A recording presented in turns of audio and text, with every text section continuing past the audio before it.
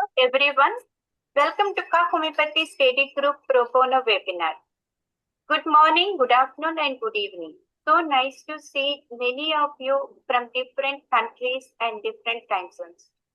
Before we start our webinar, always thank the universe for giving us this great opportunity. And Dr. Sweta Singh, our KHA Chief Administrator, will start the session. Hello everyone, myself Dr. Shweta Singh welcomes our respected speakers, Chairman and CEO Kavita Ma'am, KHA volunteers and all the attendees to KHA webinar. I would like to take the opportunity to introduce KHA Homeopathy Study Group to all of you. KHA Homeopathy Study Group Pro Bono was organized and founded by homeopath and humanitarian Kavita Kukuno, President and CEO of Kavita Holistic Approach, KHA, on May 5th, 2020. This study group is intended to be an offering from Kavita to the homeopaths around the globe. Sharing, goodwill, and solid clinical work within the classical model are foundational principles for the KHA. KHA's mission and vision are very unique to inspire young homeopaths, mentor, provide excellency for educational purposes using holistic approaches via webinars, which are based on principles of classical homeopathy and provide professional continuing educational homeopathic credits for practitioners. We provide merit certificates for spreading the light of homeopathy around the globe. Dr. Kavita is a member of Kevin Friendly Foundation, a non-profit organization that helps to serve poor people in greater needs in India. She is nationally board certified by Council for Homeopathic Certification, CHC, and Agena CPD provider and serves as the associate editor for the Homeopathic Heritage. She's a NASH mentor for North American Society of Homeopaths and lifetime member of NCH, National Center for Homeopathy. She is the recipient of Martha Ullman Community Service Award by National Center for Homeopathy and Best Entrepreneur Award from Dr. N. Lingaraju, Principal of JSPS Homeopathic Medical College, Hyderabad, India. TANA, Telugu Association of North America, a prestigious organization, honored and awarded her for selfless homeopathy and humanitarian services at Ladies Night Out on October 2022, Michigan. Also, Dr. Kavita received the prestigious Legendary Homeopath Award with joint hands of Honorable Health Minister Dr. Dhan Singh Rawat, Senior MLA Mr. Harbhajan Singh Chima, ex-Director Homeopathy, Government Hope Uttarakhand and Chairman of HomeoCure and Research Institute during National Homeopathic Seminar Homeopathy the Future Medicine at Kashipur on 21st August 2022. We are proud to announce that Dr. Kavita was honored as a Woman of the Year 2023 from prestigious organization NATA, North American Telugu Association, USA. Dr. Kavita was also honored by renowned DTA, Detroit Telugu Association Executive Committee on Mother's Day at Michigan, USA with DTA Community Service Award 2023. She also received the Lifetime Achievement Award 2023 by HomeoCure and Research Institute Director Dr. Rajneesh Kumar Sharma, KHA Homeopathy Study Group, Kevin Friendly Foundation in presence of Chief Guest Dr. Shripad Hegde, Best Wishes from Homeopathy 360. We are extremely happy and proud that we celebrated 14 years of her book, Beyond the Limits, A Challenge to Prove Oneself, and her second book, A Dose of Spirituality with Kavita, has also completed 3 years on 22nd January 2026, which was launched in presence of honorable guest of speakers, American Institute of Homeopathy AIH President Dr. Alex Becker and Council for Homeopathy CSC President Dr. Sheetal Tiwari at our KHA webinar. At KHA's second annual celebration, our honorable guest of speaker Dr. Jawahar Shah, Chairman of Enlightenment Education, launches audio version and hard copy. We have already donated over $1,500 to 10 to 15 charities within 1 year, which we have also listed on the website. And as of now, we have nearly 600 plus recordings on professional webinars related to homeopathy, health related topics, and inspirational talks available on our YouTube channel with the name Kavita Kukunur. This webinar is moderated by me and it is being recorded. As we speak, we will take questions at the end of the webinar. We will also post jot form in Zoom webinar chat. At the end of webinar, please fill the form to receive your certificate and kindly mute yourself and turn your video off for better connection. Now I would like to read Code of Ethics. Let me share.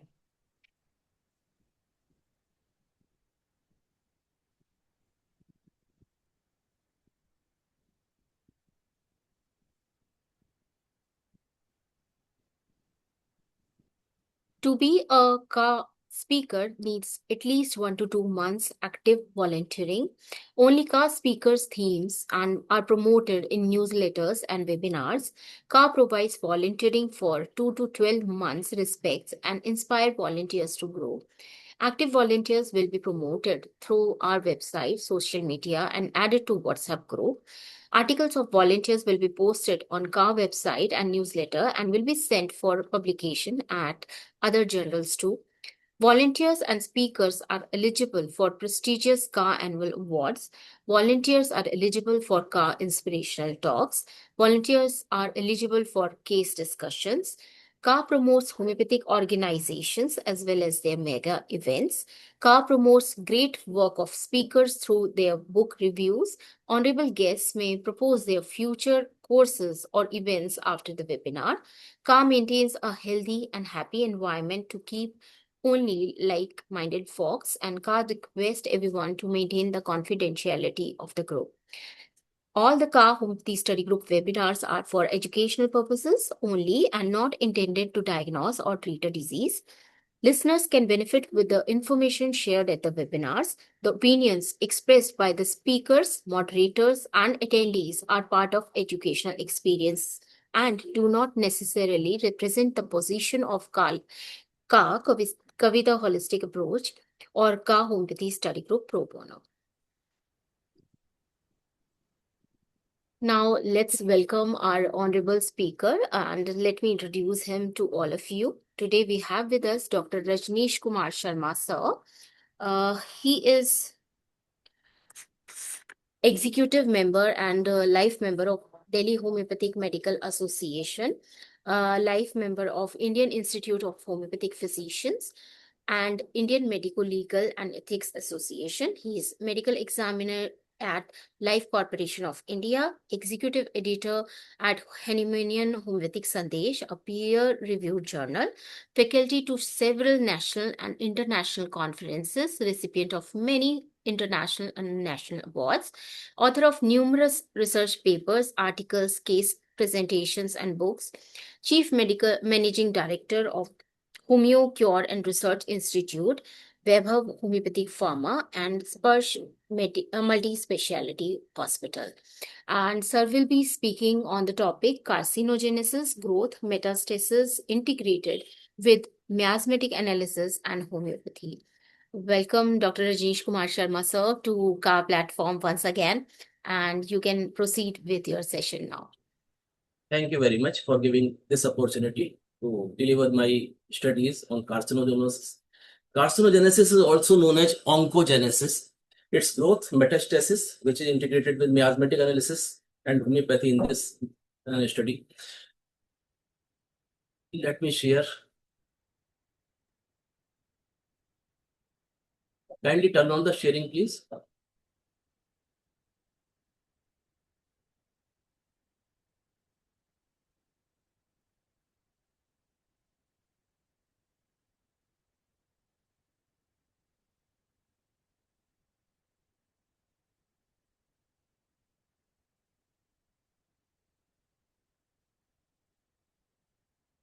Kindly allow me to share.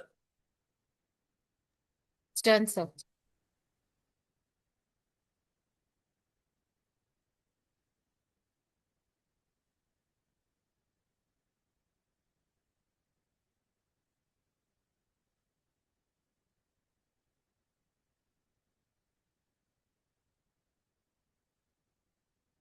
Is my screen visible to you?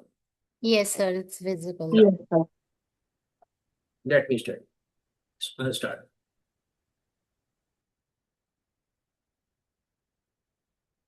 First of all, we should know what is cancer, how cancer is developed. Cancer development is a multi-stage biological process involving genetic mutations, epigenetic dysregulation, immune escape, and progressive remodeling of the tumor microenvironment. In short, we can say TME. I will be using this term TME several times in future slides. Modern oncology recognizes sequential stages, that is initiation, promotion, progression, malignant conversion, invasion, and metastasis of the condition, driven by a series of clonal evolution and ecological selection pressures. Classical homeopathy conceptualizes the chronic disease progression through miasms, SORA, which is functional disturbance, of course, psychosis, the proliferation, and syphilis, which is destructive degeneration, with later recognition by tubercular or pseudosoric miasm and cancer miasm in the stage of metastasis.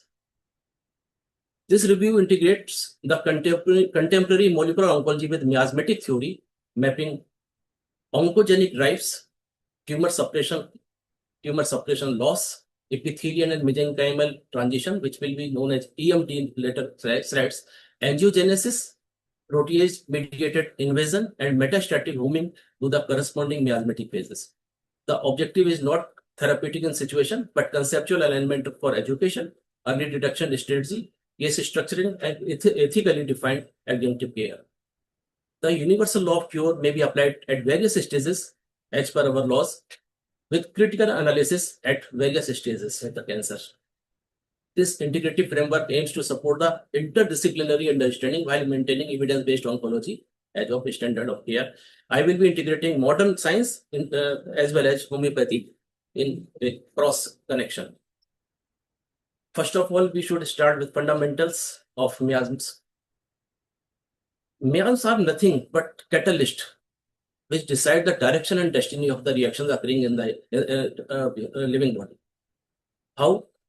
Different conditions, different stages, different type of catalysts which are already present in the body are governed with the activation of the miasms, various miasms, and according to the directions of the miasm given, the catalysts they work and decide the direction and destiny of the reaction, and the result is altered, which can lead to different type of disease conditions, mental disease as well as physical disease, including cancer.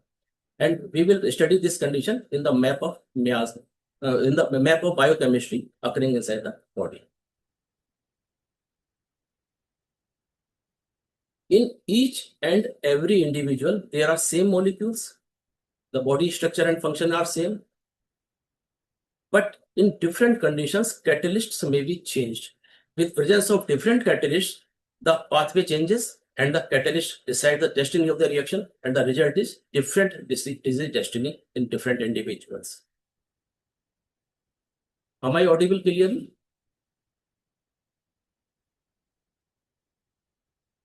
Am I audible clearly? Hello? Hello? Yes, sir, you are audible. Yeah. The first one is SORA, which is a reversible functional imbalance.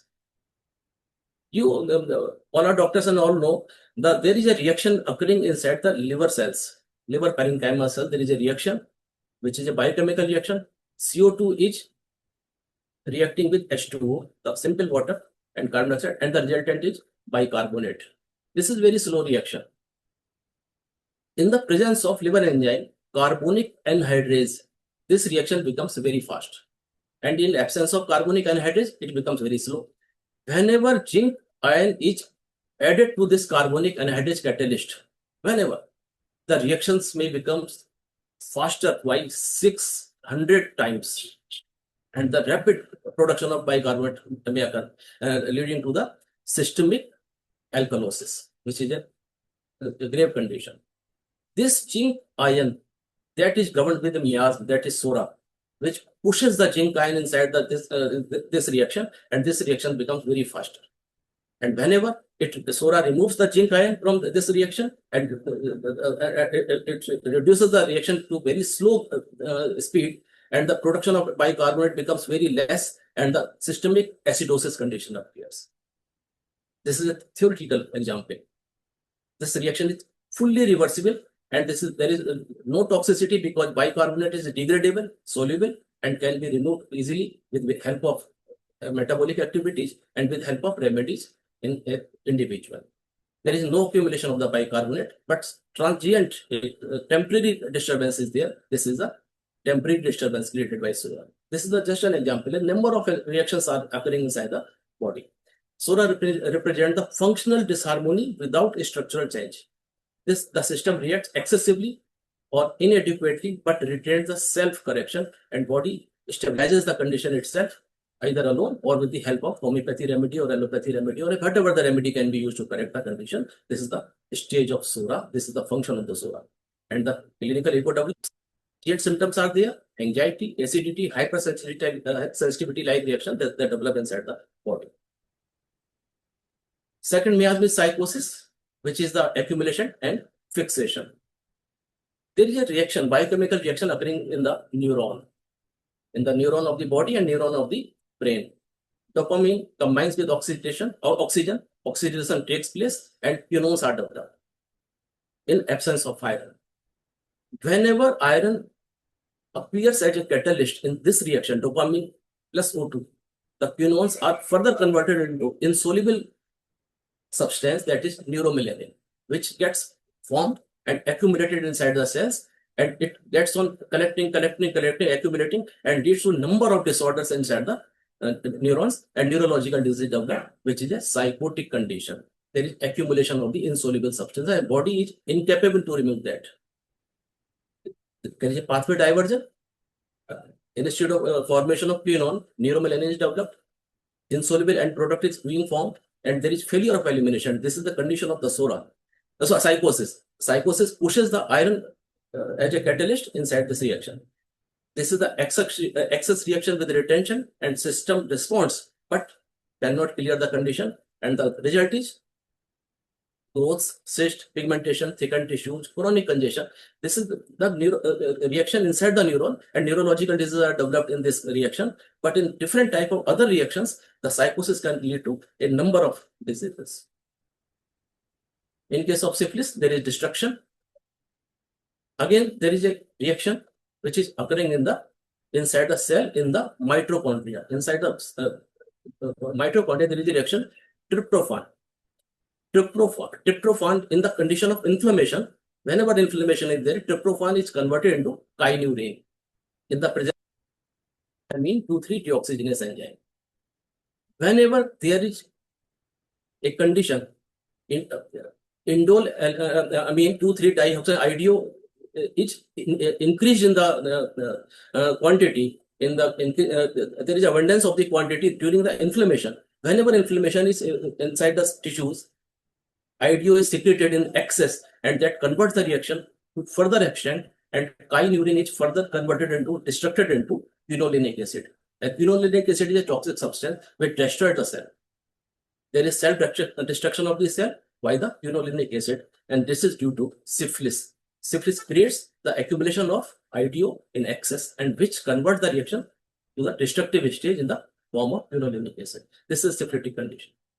The same substance, kynurenine, is not toxic, but this kynurenine is further destructed and becomes toxic, and this is endogenous cell poisoning. There is progressive degeneration, and the reaction is turned against the organism itself. There is a society developing inside the cells. The clinical echo develops ulcerations, necrosis, psychosis, congenital degeneration. This is the example of the syphilis. Numerous reactions can be identified with the help of this particular type of theme. Now, tubercular miasma of pseudosora, its quality is instability and oscillation of the conditions. There is a biochemical reaction again in the liver cells. Oxygen is combined with electron, and ATP is produced. In case of hypoxia or in case of severe stress, this reaction develops. And this is the biochemical reaction which is bidirectional. This is electron transport imbalance. In this reaction, rapid shift between energy production and oxidative stress is developed, and there is alternation between construction and breakdown. And there is high metabolic volatility in this condition. The development is restless instability. This is not fixed, not truly destructive, but there is oscillation of the condition, bidirectional condition. The result is alternating state, bursting with excitability, relapsing illnesses, and rapid progression. This is a single example of this particular type of pseudosoric reaction. We can explain tubercular reaction with a number of reactions also. Now, an example of cancer miasm, which is an autonomous proliferation.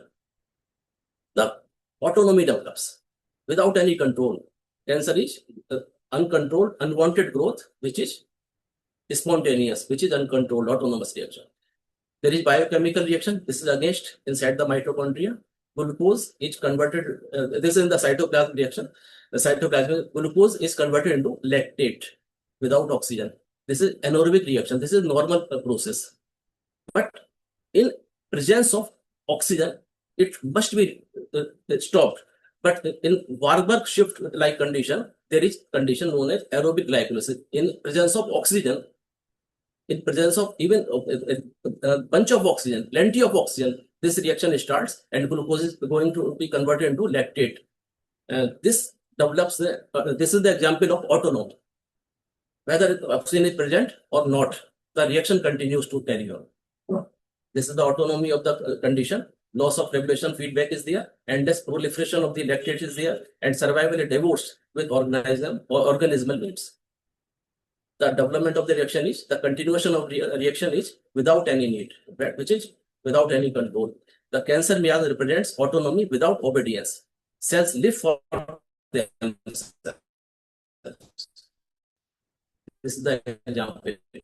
And the clinical ego develops relentless exhaustion ultimately, and it pops off. What is the clinical insight now? Our remedy, theoretically, they correct the catalytic conditions. The remedy corrects the catalytic conditions. There is no suppression with the remedy, homeopathy remedies, and there is no material substitution with homeopathy remedy. There is only the correction of the catalytic conditions. This is a summary. Sora reacts.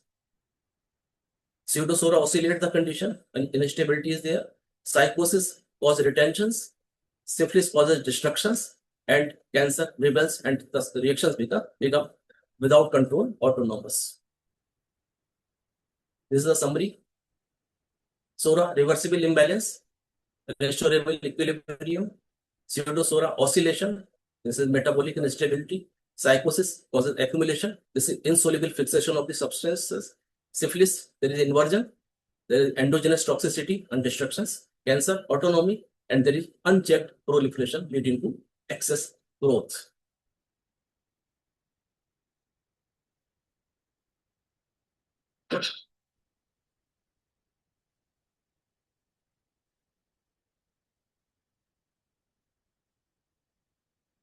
Carcinogenesis or oncogenesis is a multi-stage condition. There is initiation of the cancer, then there is promotion of the cancer, and then there is progression of the cancer, and progression is ended with metastasis of the conditions. This is a multi-stage condition. There are genetic and epigenetic hits, and there is selection of clones to develop the cancer. There is a reaction, host versus tumor reaction. These are the definitions which are to be studied before proceeding further. Immune surveillance is there. Host versus tumor reaction is characterized by elimination, equilibrium, and escape. There is elimination. The body itself eliminates the cancer substances from the body and restores the health. In second stage, it makes an equilibrium and survives with cancer. And in third condition, body escapes. There is immunoediting and body surrenders, and cancer develops spontaneously to whole body. These phases determine whether microscopic lesions are eliminated or they evolve further. Another condition is TME, tumor microenvironment. Tumor microenvironment is a very big thing. This is a very large economy. This consists of stromal cells, cap cell, TAM cell, ECM vasculature is there, and they actively promote progression, angiogenesis, invasion, and therapy resistance. Another condition is metastasis.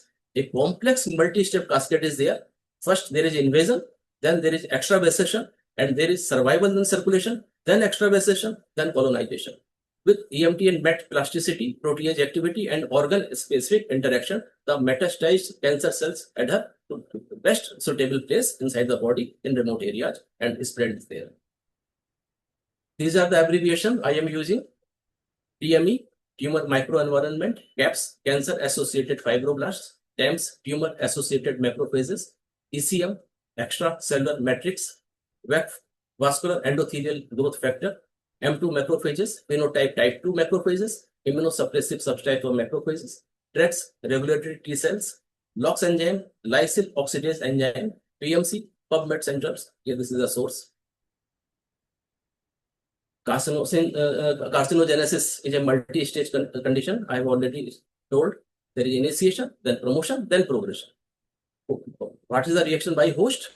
Host versus tumor reaction, either elimination of the cancer cells, either survival with the cancer cell in the form of equilibrium, and or escape of the body, and cancer becomes spontaneously developing inside the body. There is the second stage is metastasis. By angiogenesis, the formation of new blood vessels, invasion, encroachment to the tissues, and progression to the another areas or local areas, then invasion, extravasation, and supply by lymphatics or blood vessels to another parts of the body. In tumor microenvironment, there are stromal cells, CAP cell, TAM cell, ECM cell, and this the collection of these is known as tumorization, development of tumor, and this keeps on developing further to develop the full form of the cancer. The first stage being, I've already explained in short, initiation.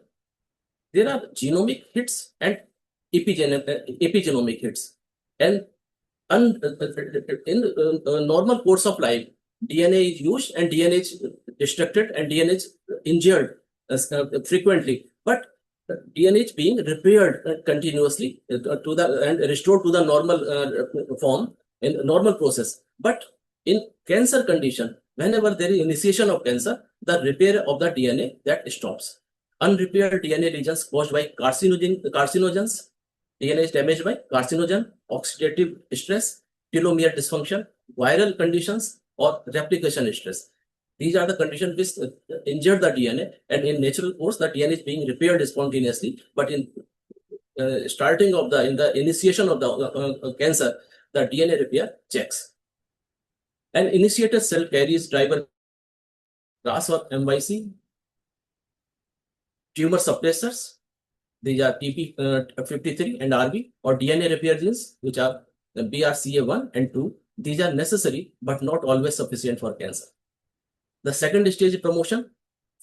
Once there is genomic hit, epigenomic hit, the DNA unrepaired, the cancer start developing, and now it is being promoted to next stage. The next stage is promotion.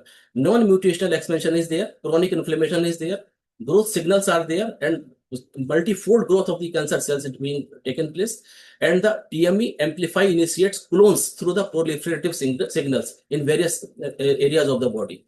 These are NF, KB, and STAT3. Epigenetic reprogramming is there, and altered metabolism takes place. Alteration in metabolism leads to development of cancer and promotion of the cancer. Here, the microenvironment decides who expands. Either cancer expands or immunity of the body expands to kill the cancer. The third stage is progression. There is instability of the genomes. Selection of aggressive phenotypes is there. EMT programs and invasion machinery that activates, and MMPs, antigen remodeling, clonal heterogeneity grows, and therapy resistance emerges. This is a stage of progression. I will explain in further slides. Now, immune surveillance develops. This is known as immunoediting of the body. Body tries to kill the cancer cells inside the body. First stage is elimination, then equilibrium, then escape model. Immune cells initially remove the abnormal cells. Some clones may survive in equilibrium, become dormant, and the cancer may become dormant in a dormant stage and may survive for several years inside the body in latent phase. Further selection produces immune evasive variants that escape surveillance, PD-L1 upregulation, MSC downregulation, and TREG recruitment. Immunoediting actively sculpts tumor antigenicity. In Tumor microenvironment, ecology. This is I have already told this is a large ecology, not just cells. It includes cap, TEM, endothelial cells, nerves, ECM stiffness, hypoxia zones, cytokine gradients, and metabolic Nikes. These components drive angiogenesis. There is development of new blood vessels. The new vascularization is there. There is immune suppression. M2 macrophage and tracts are suppressed, and mechanical invasion is there. That TME is both cause and effect of the progression. Whenever the tumor is growing in the size, there is a compression in the core of in the center of the tumor cells due to pressure exerted by the newly developing cells, and the vascularity of in the center of the tumor that hampers, and the center becomes deprived of nutrients and oxygen and fluids, and that becomes necrosed. The components of tumor microenvironment are cap cell, TEM cell, endothelial cell, nerve cell, and the physical factors, ECM stiffness and hypoxia, which I have just explained in the form of compression. There are signaling by cytokines and metabolic gradients. The functions are angiogenesis, which are mediated by VEX. Immune invasion is there via M2 macrophage and tracts, invasion, and metastasis, which is increased by LOX enzyme-driven ECM cross-linking. TME, tumor microenvironment, is dynamic and acts both as driver and as a consequence of the tumor progression, and it leads to development of cancer. Next stage is metastasis. There is cascade of new refinements. These are the steps. Local invasion is there. Intravasation is there. Survival in circulation is there due to platelet choking and CTCs. There is arrest at the target organ. There is extravasation. There is dormancy or reawakening and awakening, and there is colonization in the form of metastasis. Additional drivers for this condition are cancer stem cells with self-renewal, exosomal signaling that pairs distant pre-metastatic Nikes, chemokine homing, and organotropism. The cancer is spread to the organ which is most suitable for its growth and development. Dormancy and awakening. Disseminated tumor cells can enter a non-proliferative dormant state controlled by Nike signals. This is the balance by immunity of the body. There is immune pressure which suppresses the cancer cells, and cancer becomes dormant. This is the condition when a person can survive with cancer for several years without any symptom. Awakening of these dormant cancer cells may be triggered by microenvironmental changes like inflammation, fibrosis, nerve signals, infections, stress, which can happen months to years later. Understanding dormancy is crucial for relapse prevention. Whenever a patient is known, the cancer patient is there, and cancer is in dormant stage, which we have to diagnose the triggers, and we have to make him immune of these particular type of triggers. Exosomes and pre-metastatic Nike, this is PMN. Tumor-derived extracellular vesicles or exosomes, they carry proteins, miRNAs, and lipids that remotely modify target tissue stroma. This is the condition which leads to remote metastasis of the cancers. They recruit bone marrow-derived cells and suppress local immunity, creating fertile soil prior to arrival to the particular type of the organs. Measuring tumor exosomes and ctDNA is an emerging diagnostic window. If we can calculate the quantity, we can count the availability of the ctDNA or tumor exosomes inside the body, we can diagnose the stage of metastasis and speed of metastasis inside the living body. Now, miasmatic mapping. SORA causes initiation. This is constitutional susceptibility toward the cancer. Lifelong constitutional weakness like chilliness, eruptions, which are suppressed in childhood.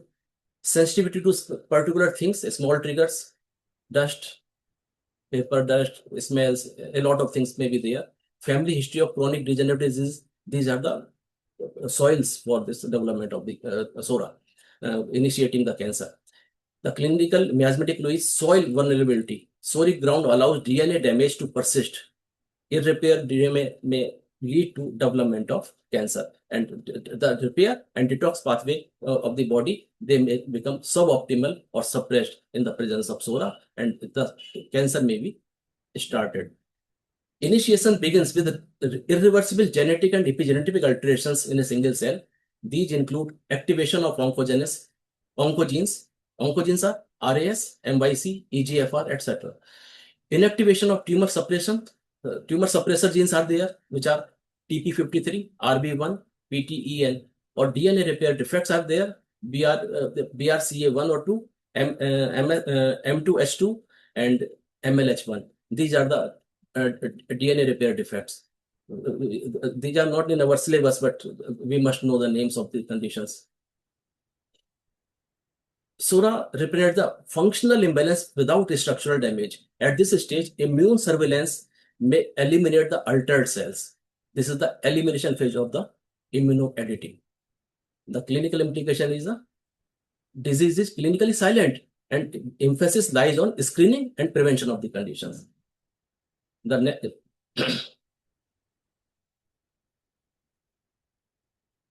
This is again the revision.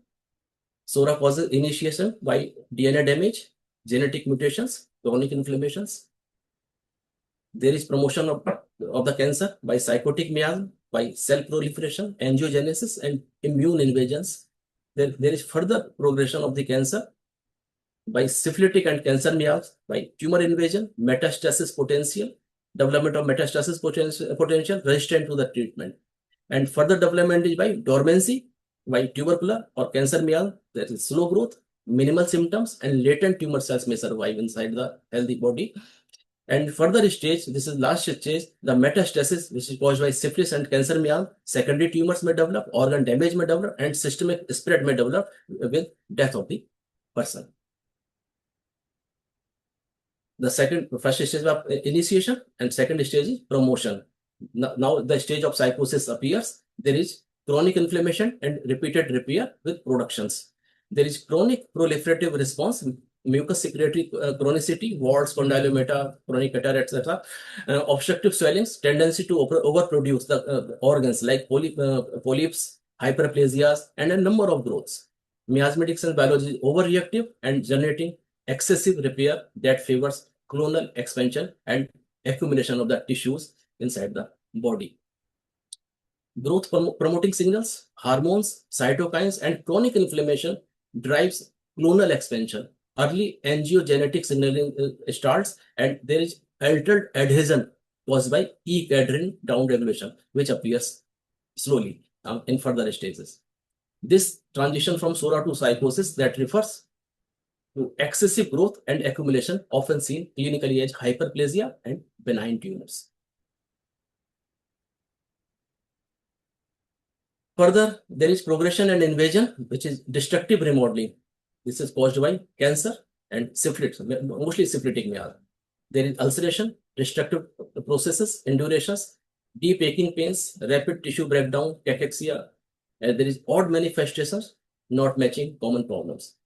In miasmatic sense, we can say the system moves from overgrowth to destruction. Boundary regulation fails and lesion becomes infiltrative due to the compression syndrome inside the core of the tumor due to exerted pressure and check of the blood supply to the center of the tumor cells, and they become deprived of nutrition and they become necrosed inside the core. Tumor acquires genomic instability, telomere dysfunction, angiogenetic switch, and supportive TME composed of cancer-associated fibroblasts, that is CAFs, tumor-associated macrophage TAMs, and extracellular matrix ECM remodeling, and hypoxic nikes. Hypoxia causes the destruction of the tissue and release of the lysosomal enzymes, which further cause further growth of the necrosis inside the tumor. The psychosis dominates, and there is unchecked proliferation, there is mass formation, and metabolic excess.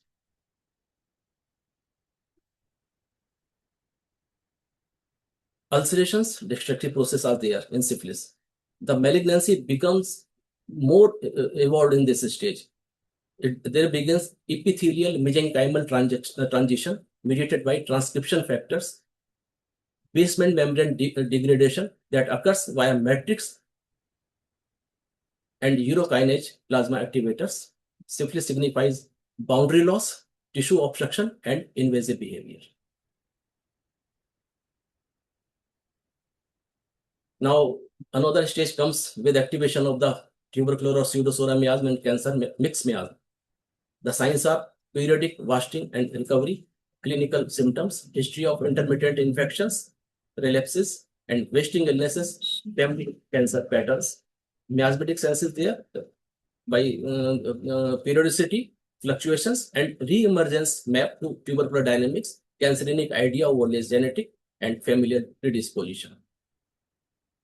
In this condition,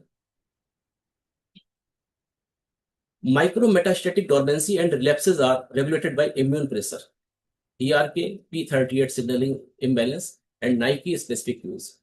There is periodic flare, remission, wasting, and relapsing, typifying the tubercular behavior because there is condition of oscillations and relapses. In further growth of metastasis, there is systemic spread.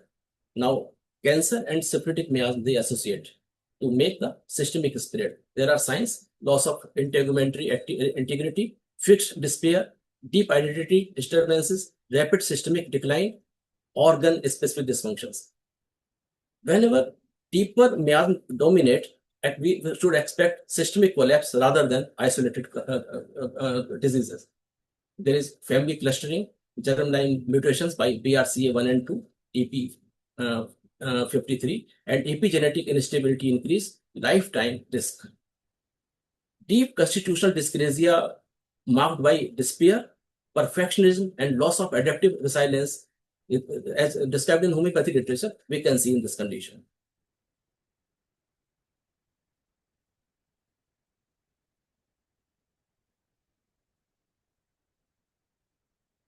Now we should come to the homeopathic strategy in practical conditions. How to manage the cases? First we have to take the full constitutional case, including mental and emotional themes, childhood history, fetal history, infections, family history of cancer, modalities, and each and everything to study the case. That determines baseline remedy, family, and dominant miasm. Second, we should do targeted repertorization also. We should do constitutional analysis, including mental, physical modalities, concomitants, etc. But we should include the local symptoms also. The symptoms developed due to cancer condition also. We should link local pathognomic sensations like pain, burning, numbness, modalities, and mental states all together, so that we can target the particular organ by organ-specific remedies also, including constitutional remedy. Single remedy approach should be there for clarity, and we should avoid polypharmacy, especially in fragile patients. Another logic is intercurrent logic. We should use an intercurrent remedy to address or to struck a miasmatic layer, like for psychotic miasm, thuja, medorinum, etc. For syphilitic blocks, mercurius, lachesis, etc. And for pseudosoric tuberculinum, etc. For mixed miasm, we can use carcinosin. A number of anti-miasmatic remedy we know, and we should diagnose the condition before giving any intercurrent remedy to the patient. The nosode use of carcinosin is very controversial. Some doctors prescribe carcinosin now simply on the history of cancer, and by diagnosis of any type of cancer, they prescribe carcinosin. But this is controversial. The stage of carcinosin appears in third or fourth stage of the cancer. We should not use any starting. It may deteriorate the condition of the patient. This can be used as long-term intercurrent remedy to address the hereditary cancer disposition, but it should be used very cautiously, and we should document it, and we should follow very carefully. This is the practical strategy to treat the cancer patients. First, initial consultation should be there, and we should prescribe the acute remedy for the sufferings of the patient so that the patient may be relieved immediately.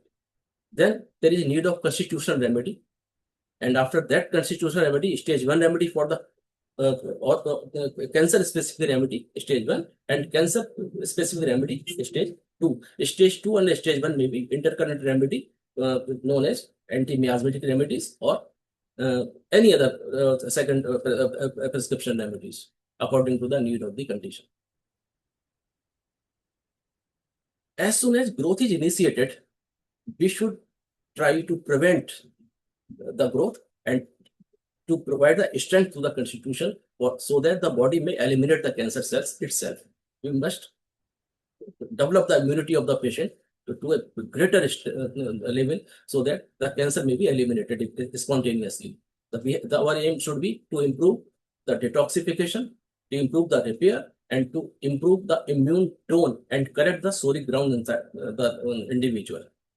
Our strategy should be constitutional remedy, single remedy, lifestyle counseling, like cessation of alcohol, cessation of smoking, avoidance of the toxins, taking intake of good nutrition, vitamin D, vitamin C, vitamin E supplements, immunomodulatory symptoms that should be needed, like sulfur, calcareous, phosphorus. These are only just the examples. We should select the remedy according to the constitution of the patient at that time, and the potency should be medium potency, like 200, and we should not repeat frequently.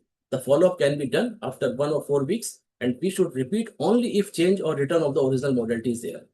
If case is strongly acute or reactive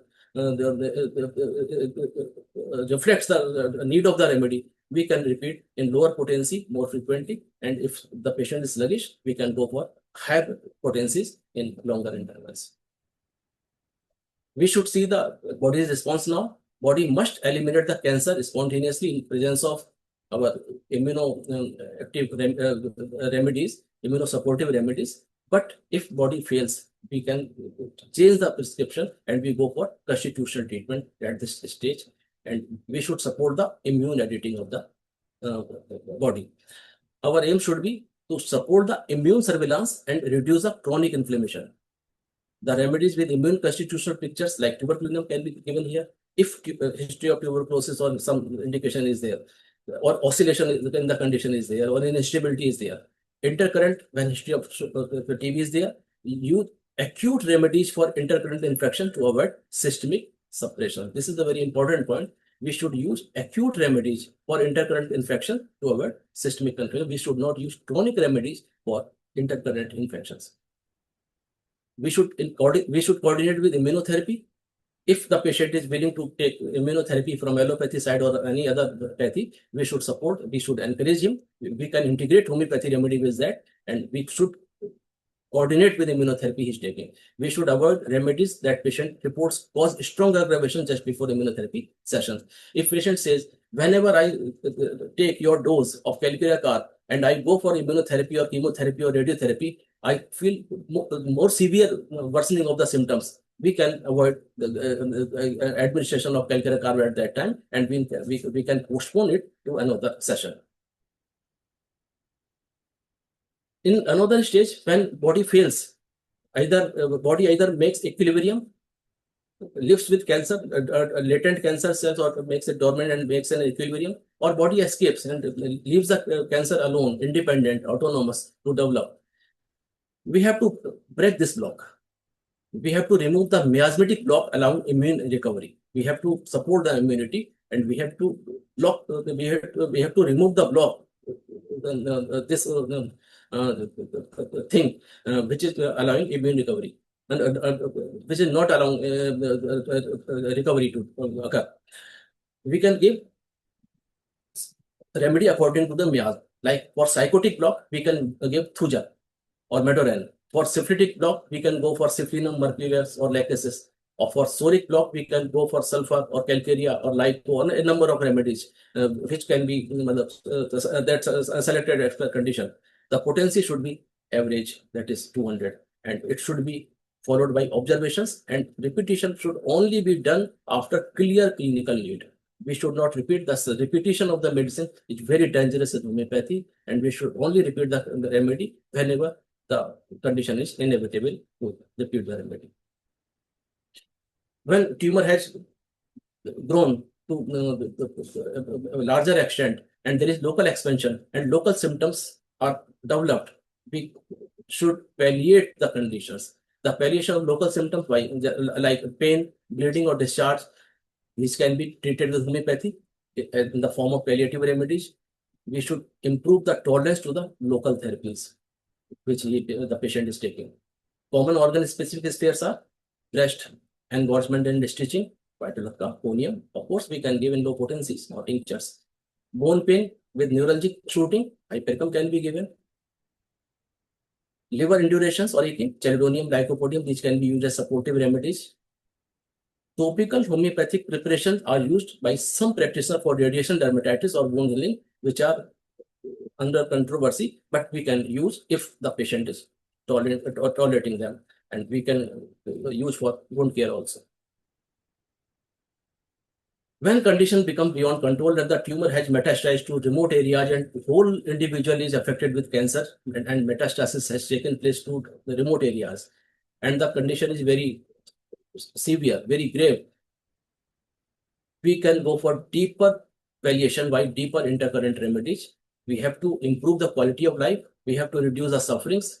We have to improve the host response to systemic therapy he is taking, either with us, by homeopathy, or either with other therapies. We can use deep miasmatic plan here. Carcinogenesis as modifier and constitutional remedy in higher potency, of course, 1m10, if patient tolerates. Use supportive remedies for cachexia like phosphorus, carboveg, acid phos, and a number of hydrostasis only by symptom, if symptom fit. And mental palliation, for mental palliation, ignitia, netremur, arsenic album, aurum metallicum, whatever indicated. We should prioritize palliative oncology intervention whenever and where indicated. In systemic coordination and palliation conditions, we should go for symptom relief. We should go for reduction of the sufferings of the patient and should support the system through systemic therapies like arsenic album for burning anxiety with systemic exhaustion, conium for induration of the glands and sinking of the patients, carcinogenesis as intercurrent in hereditary patterns, use of hypericum for neuropathic pains, brania for stitching pains, dryness, thirst, etc., and aggravation by motion, and a number of remedies. Numerous remedies are there, numerous symptoms are there. We can use in low potencies in frequent intervals for the palliation conditions. And we should track the performance status as guided by WHO and ACOG, pain scores and lab markers to evaluate the responses whenever needed. And we should support the patient with our remedies in integration with conventional therapies also, like surgery, chemotherapy, radiotherapy, targeted therapies, and immunotherapies, which are used in modern science. Our aim is to minimize the toxicity of the therapies and manage the side effects and prevent treatment interruptions. Common supportive remedies by matching of the symptom, of course, which may be for nausea, ipecacuanha somica, cocculus indicus, tabacum. For mucositis, maybe calendula, borax, belladonna, Merxol, Antium crude, or carbonium sulfate, etc. For neutropenia and weakness, we can go for constitutional review, and we can take support of emergency department of another system of medicine for correction of the neutropenia, or platelet therapy, or substitution therapies, or intravenous therapies.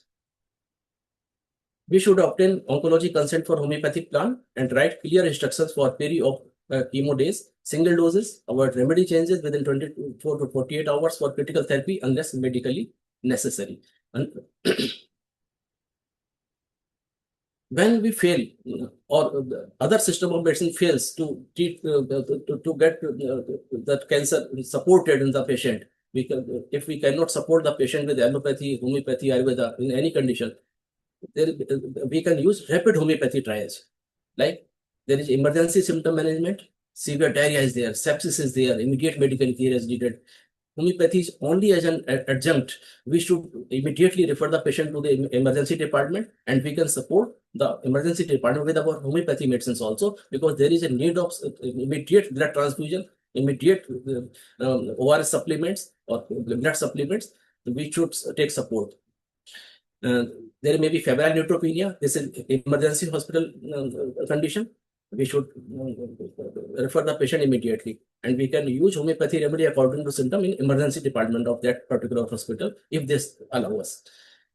After stabilization in emergency, we can consider homeopathy remedy for convalescence like arnica for trauma, phosphorus for exhaustion, china for loss of vital fluids, and a number of remedies for that. Any new fever, signs of sepsis, signs of organ failure, multi-organ disorder, multi-organ failures, we should go for urgent oncology or urgent emergency referral to avoid the medical legal issues or negligence in current scenario. Homeopathy support for combining miasmatic prescribing and constitutional therapy. We should take full case. We should choose constitutional remedy, determine whether nosode and intercurrent remedies are needed, set potency, and follow-up schedule. Document outcomes, use quality of life scales to measure the benefits, and carcinogen can be used as intercurrent remedy in this stage.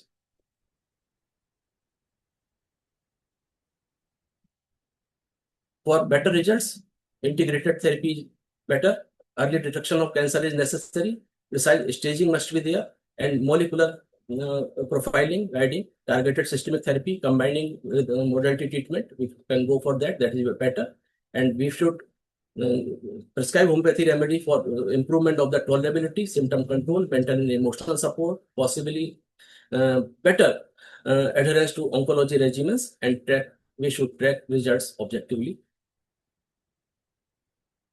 The main thing is early diagnosis, miasmatic scanning, and screening and preventive works. We should prescribe the remedies according to stages, according to miasm, according to constitution, and according to symptom, as per our prior discussions. Have we some time to continue in further slides? Hello? Hello? Yes, sir. Please continue. Thank you. Practical prescribing. In stage, early initiation stage, we should go for constitutional treatment. Of course, in Sora, soric remedies, sulfur, calcium, phosphorus, potency must be 200, around 200, and we should recall for 2 or 4 weeks. In case of psychotic stage, that is chronic proliferative stage, and of course, antipsychotic remedy, Tuja, hyperproliferative stage, wards, etc., Medorine, single dose. In another stage, when there is destruction, ulceration, this is septic stage, we can go for cyprinum, Maxol, lactic acid, nitric acid, carbonium, sulfur, anthracinum, or arsenic album. In tubercular miasm stage or cancer miasm stage, we can go for tuberculinum or carcinosin. For neuropathic pain, we can go for hyperchem, etc. In low potency or medium potency. In fatigue or cachexia condition, we can go for low potencies of phosphorus, carbovage, if symptom fit, and we can treat accordingly with the aid of another number of remedies are there. Selenium may be there, lecithin may be there, plumbum bat may be there, and china may be there, arsenic may be there, naxomica may be itself. Naxomica is very good remedy for that. Hydrastis may be there, and for palliation and anxiety, ignitia, arsenic album, califos, and etc. remedy can be given for nerve exhaustions. Now to revise: Sora, initiation, constitutional weakness, repair defects, and hypersensitivity with instability. Psychosis, which causes promotion, excess proliferation, chronic inflammation, and overgrowth tendency. Another stage, syphilis, which causes further progression. There is destruction, ulceration, tissue breakdown, and a strong influence is there. In further stage, there is tubercular stage, local invasion is there, rapid spread is there, alternating weakness and flare patterns are there, infiltration is there, and fluctuations of the condition is there. And in final stage, there is cancer and syphilitic and mixed miasm stage is there. There is terminal cachexia and loss of control, systemic spread, multi-miasmatic collapse, and the strongest influence of this particular cancer miasm is there, and patient suffers a lot and becomes devastated and cataptic and goes into grave stage. Example case may be taken here. This is early localized tumor condition. The tumor is very early stage. There is 1.8 centimeter thyroid nodule, 47-year male. FNS is positive for cancer, and then the patient is suspicious. FNS is suspicious for cancer. This is there is no family history of any sort of cancer. The constitutional remedy is selected on the base of symptoms. The patient is chilly, irritable, anxious, anxious, and fear of failure is there. The phosphorus picture is there. We can go for phosphorus 200, and we can wait for 2 or 4 weeks, and after that we can confirm the nodule for evidence of malignancy. If malignancy is there, we can coordinate with surgery, we can coordinate with chemotherapy or radiotherapy, and we can use peri-op or pre-op or post-op remedies like arnica, etc. And number of remedies are there. We can go for that. If the tumor is regressing after the dose of phosphorus and the action stops, we can change the remedy. We can go for second prescription. If the patient is not improving and the cancer is going to spread further, we can refer the patient and we can go for adjuvant therapy in allopathy also. This is only for medical legal safety. Another case, the tumor has further grown. The tumor is recurrent and there is local invasion of the cancer. There is a female of 62 years and breast carcinoma post lumpectomy. Now local recurrence is there. There is history of long-standing warts and mucosal growth. We can go for antipsychotic remedy, and there is family history of inflammatory disease. The psychosis is confirmed, and Thuja 200 that may block the development of the cancer, and we can wait for the result. And in further prescription, we can go for carcinosin, we can go for syphilinum, we can go for luxotol, or we can go for Phytolacta, etc. for particular type of therapies based on the condition of the patient as per our prior discussions. Another case, when metastasis is severe and there is neuropathic pain, we can go only for palliative rounds. There is 55 years male, there is primary in the lung and metastasis in the bones, which is causing severe neuropathic pains, and mental picture is of despair, fear of death, and insomnia. So for insomnia, fear of death, and despair, we can go for ignitia or arsenic, and for neuropathic pain, we can go for hypericum. We can prescribe first on hypericum for nerve pain, then for ignitia for grief and mental state, and afterwards arsenic for the anxiety, burning anguish, and exhaustion of the patient in further settings.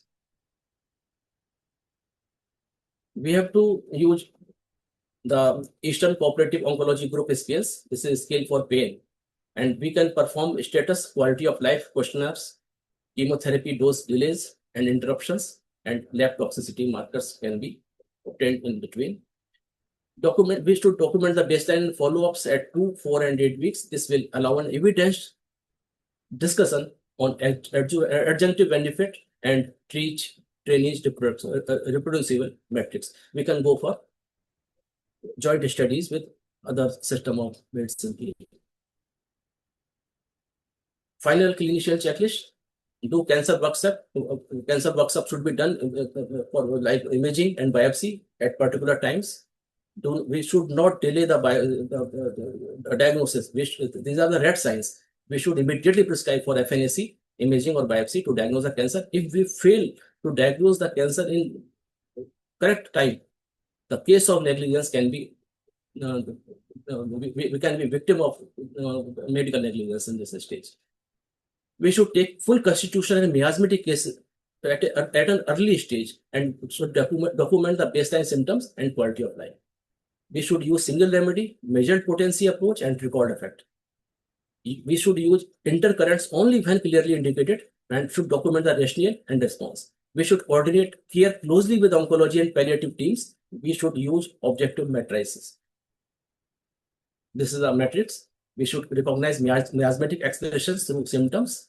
We should strengthen the constitutional vitality of the patient and focus on the tumor microenvironment. We should identify phase of carcinogenesis and tumor progression. We should integrate miasmatic influences into prescription. We should apply miasmatic medicines in a stage-wise manner. We should facilitate surgical surgical removal of tumors there whenever necessary, and we should provide adjuvant treatment following the surgery if needed.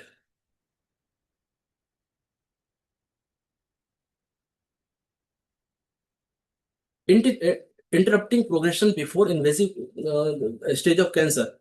That is our best approach in homeopathy. We can block the development of cancer if correct anti-miasmatic remedy at correct time is given.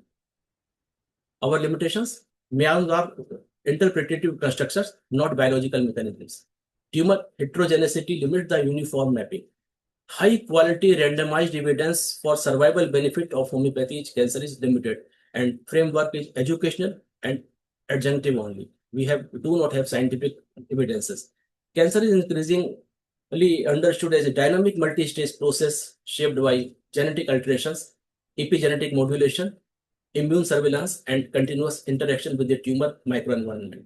Contemporary oncology conceptuals malignancy as an evolutionary continuum rather than a discrete event. The present framework aligns this biological continuum with classical miasmatic theory, offering a structured interpretive model for understanding disease progression rather than a biological expansion of the causation. It is essential to emphasize that this miasmatic mapping is conceptual and pedagogic, not mechanistic. It does not replace molecular oncology, histopathology, or staging systems, but it can serve as interpretive framework to contextualize disease behavior, symptom evolution, and host response. When applied judiciously, it may aid clinical reasoning and interdisciplinary communication, and it may help the cancer condition very well. Clinical red flags in the case of cancer are unexplained weight loss. This is the first sign. Then another is persistent swelling, non-healing ulcer, and organ dysfunction. These are the red flags. We should understand the condition. Why these red flags? Cancer progression follows miasmatic evolution. Homeopathy supports constitution, not replaces the oncology, and integrative approach improves the outcomes of the patient and disease control. Thank you very much. Thanks a lot for listening to this lengthy chapter.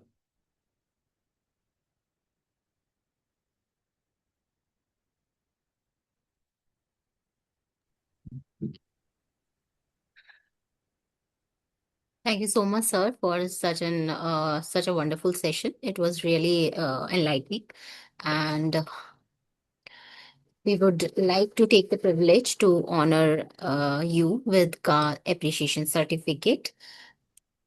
Please accept it from Ka Homeopathy Study Group. Let me share.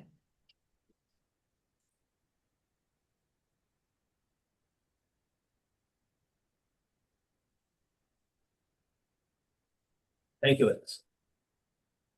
Thank you for your gracious presence and for your precious time in sharing your knowledge and wisdom. Thank you. Thank you, sir. Any questions from the audience?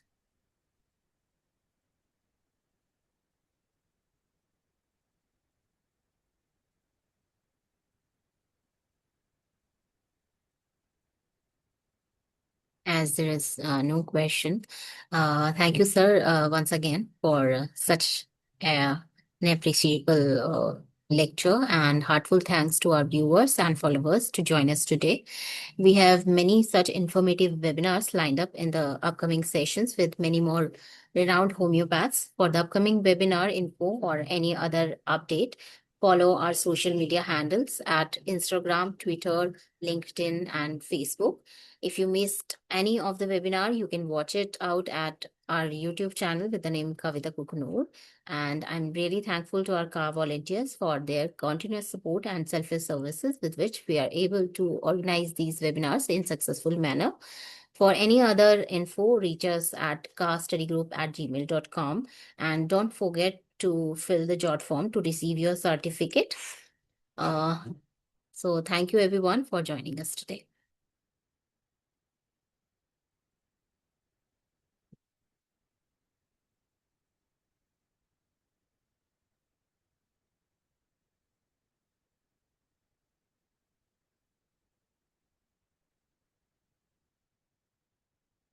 Goodbye, everyone.